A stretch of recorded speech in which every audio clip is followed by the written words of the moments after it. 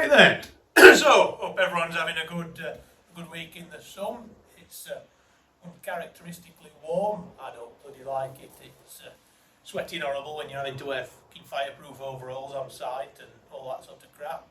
But yeah, it is nice when I get home to sit out and have a beer. But anyway, point to this video. So those of you that have come onto my YouTube from TikTok will remember this old girl. And I've been getting a lot of questions where my Landrover is, why isn't it in any videos anymore? So I thought I'd introduce it to the YouTube channel. If people want to see more of it and more of me working on it and getting it back on the road, I'll keep making videos about it. If you don't, let me know in the comments and we'll just stick to the military stuff. So about the military stuff for a sec as well, we're just waiting on parts for the Barv at the minute, and then we will be having a big push on it. So it might be a bit of a break with the videos, but they will be back. Not sure if we'll be going down this weekend or next weekend, but we will be back on that as soon as we've got the bits. So back to this whole piece of crap. So as all of you will know who've come from TikTok, I used to work after this every day. It was my daily driver. It was my fitting vehicle. I had all my tools in back of it, and whilst it did the job for a while, it just wasn't practical. I couldn't carry enough gear. I couldn't carry enough spares. It wasn't brilliant when I had to go on site somewhere and it were a muddy shithole, but it just weren't working as well as a van would, which is why I ended up buying the van, which, I'll be honest, was the right decision to make. I should have probably done it a long time ago. But when I got the van, I could obviously take this off the road and do a much better job of getting it sort of sorted and back together.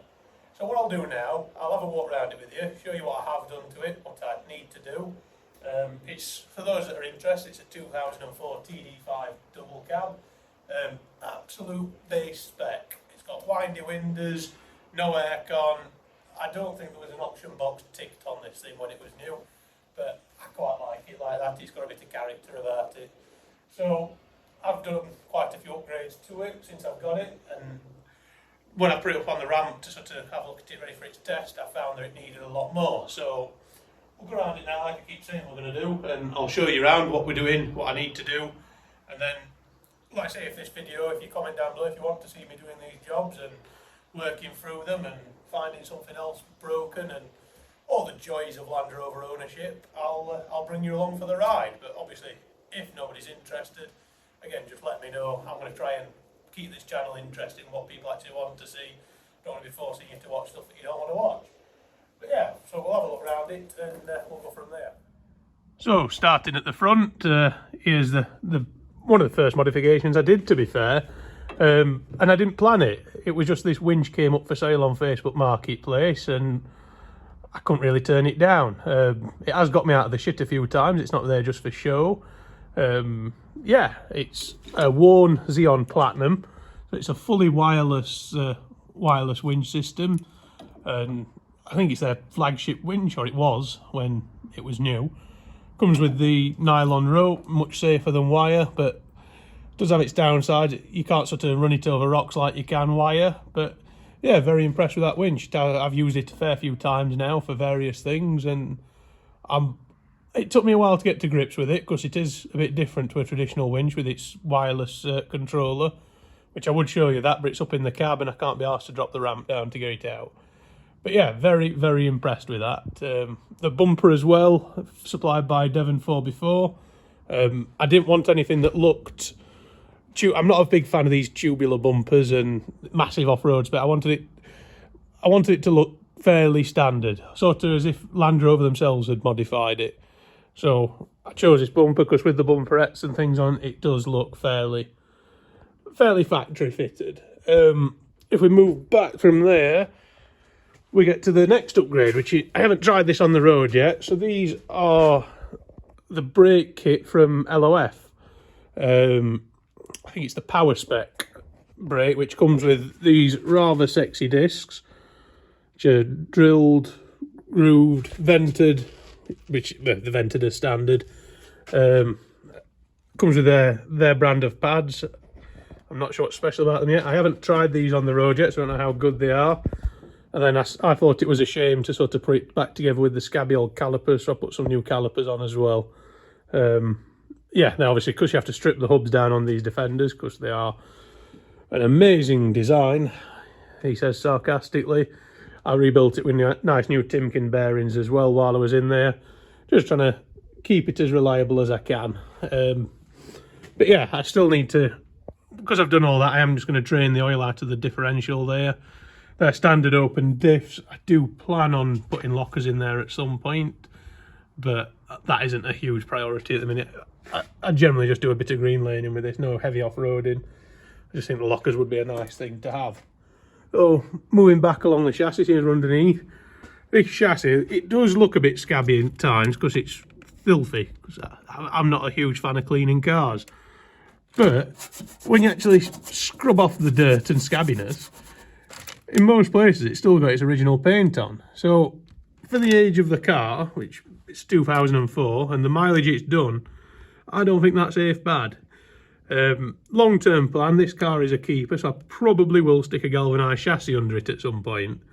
But for now, the cross member's knackered, so I will replace that. But like I said, for now, I think I'll keep it on the original one. If it doesn't need replacing, I can get away with just a few repairs, which is what I've got it on the ramp for at the minute. I think that's what I might as well do. One bit that does seem to have rotted is these supports here. They have gone. I've got a couple of new ones in a box. So one of my jobs might get done in a minute and get them swapped over. They just bolt off as far as I can tell. Yeah, they just sort of, there's a couple of bolts there, just bolt off, put the new ones in, job done. So Landrover in the wisdom put the fuel filter here, right next to the rear wheel.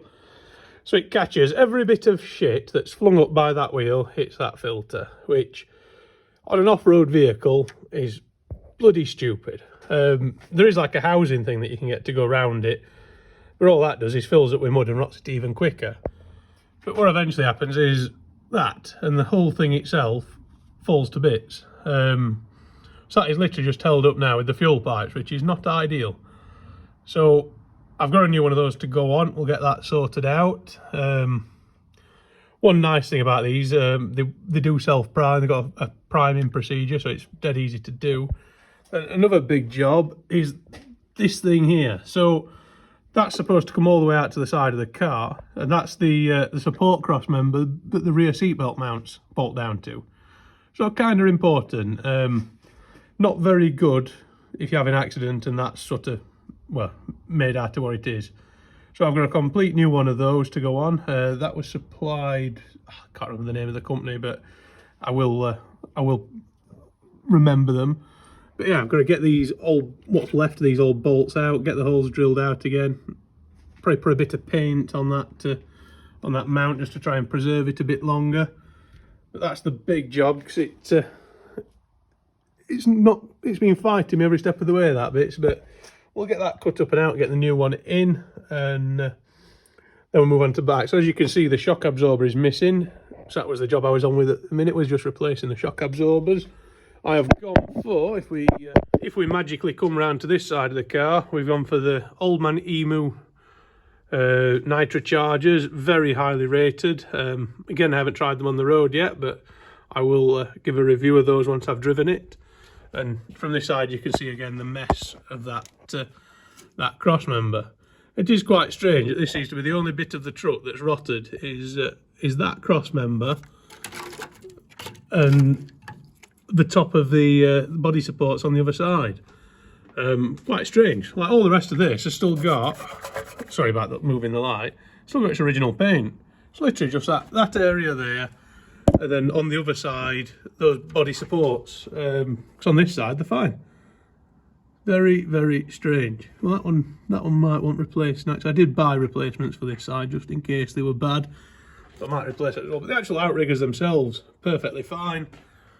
Yeah, underneath it there is an exhaust mount gone, so I will get that swapped over as well.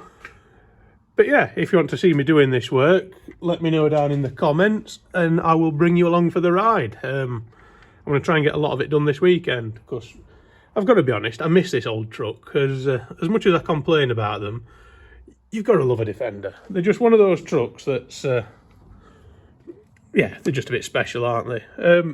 That's another modification. I'm not 100% sure if I'm keeping these yet. So these are the skeleton rock sliders by Terra Firma.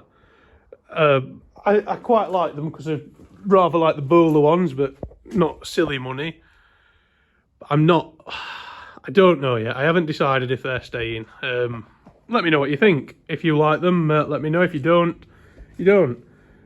These are staying, which is probably my favourite modification I did to the truck. Because when I was a kid and going to Landrover shows with my dad, all the coolest trucks had ZU alloy wheels on, and ever since then I've wanted them. Now those, again, I got an absolute steal. So when I bought this truck, it had those tyres on it, brand new BF Goodrich all-terrains, which, as far as I'm concerned, are the best all-round tyre. Don't at me, they are. As an all-rounder, they are unbeatable. Just on the standard alloy, Land Rover Boost alloys, I ran them for a while. I like the Boost, but then these came up locally. Paid 300 quid for the wheels, cost me 200 to have them powder coated, which the lads up at High Peak Powder Coating, again, don't really do it justice at the minute because it's filthy. But when it's clean, they are absolutely stunning. Anthracite grey, it did an absolutely cracking job on them. And it lets you see the sexy brakes behind as well, doesn't it? So, yeah, big fan of that. They will be staying, whatever I do. I keep fancying getting some twisted alloys as for my summer wheels, but yeah, so far. But yeah, so on the to-do list, finish off the suspension. So I've got the front shockers to do, got that other side to bolt on. Get that body support bracket in and bolted in. There's an exhaust mount to weld up. That's a 2-minute job, just bend a bit of rebar up and weld that on. A full service. The sump plug is well seized into the sump somehow, so I'll get that extracted and replaced. And then, yeah, it's MOT time, which I'm sure the MOT man will find something else, but it's all part of the fun. But yeah, if you want to follow along with this, like I say, let me know in the comments if you want me to carry on showing a bit more about this. We'll have another bar video for you soon. But yeah, thanks for watching. Please like, rate and subscribe if you can. See you all later. Have a good one. I'll see thee.